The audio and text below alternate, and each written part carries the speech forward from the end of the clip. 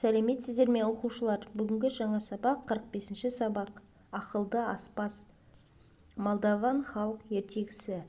Ертеде бір патша болыпты. Ол жан-жағындағы патшаларды, корольдерді, уәзірлерді шақырып, үлкен той жасағысы келіпті.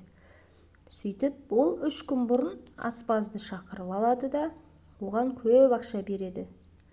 Базарға барып, дүниедегі ең дұрыс, ең қымбат азық-түлікті сатып алып кел. Үстел үсті ең дәмді, тіл үйіретін тағамдарға толы болсын деп бұйырады.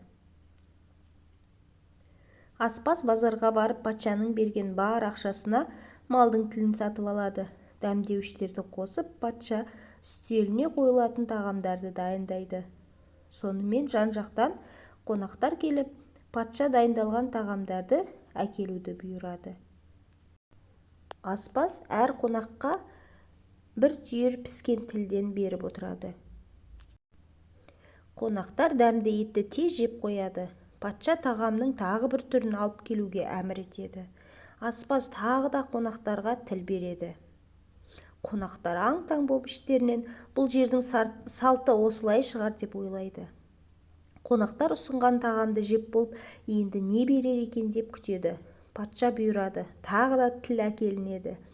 Бізге неге бір ғана тағамды береді, дейді қонақтар патшаға. Патша аспазды шақырып алып, мен саған төрткүл дүниедегі ең дәмді, тіл үйіретін тағам дайында дегенім қайда? Мынауын қалай деп ренжиді. Уа парасатты патшам, бұл жарық дүниеде тілден артық не бар? Тіл патшаны таққа отырғызады. Тіл соғысты тоқтатып, екі жақты келісімге әкеледі. Дүниедегі ең тәтті сөздерді де тіл айтады, дейді. Аспаздың сөзіне қонақтар таңданып, тапқырлығы үшін мақтайды. Ақыры олар бір-бірімен ақылдасып, аспазды дүниедегі ең жаман нәрсені сатып алуға қайтадан базарға жібереді. Аспаз бұл жолда тіл сатып алып келеді. Ау, мен саған дүниедегі ең жаман нәрсені сатып әкел деген жоқпын ба, деп патша ашуланады. Парасатты патшам, ойлап қараңызшы, дүниеде тілден асқан бүлдіргіш нәрсе бар ма? Тіл достықты, келісімді, бейбітшілікті бәрін бүлдіреді, бұзады, қиратады. Дүниедегі жаман сөзді де айтатын тіл емес пе?